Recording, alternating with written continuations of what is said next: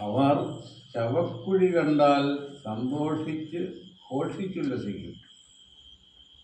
വഴി മറഞ്ഞിരിക്കുന്ന പുരുഷനും ദൈവം നിരോധിച്ചിരിക്കുന്നവനും ജീവനെ കൊടുക്കുന്നതെന്തിന്?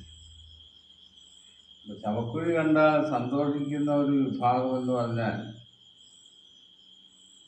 ശവക്കുഴി അവകാശമായി പ്രാപിക്കുന്ന ദുഷ്ടന്മാരെ സംബന്ധിച്ചാണ്. അവർക്ക് വഴി മറഞ്ഞിരിക്കുകയാണ്. ജീവന്റെ വഴി എന്ന് പറഞ്ഞാൽ യേശുക്രിസ്തുവിനെ വിശ്വസിക്കുക എന്നുള്ളതാണ് ജീവന്റെ വഴി. അങ്ങനെയുള്ള ആളുകൾക്ക് ദൈവം കൊടുക്കുന്ന ശിക്ഷ രണ്ടാം മരണമാണ്. അതാ ദൈവം നിരോധിച്ചിരിക്കുന്നവൻ എന്ന് പറഞ്ഞിരിക്കും.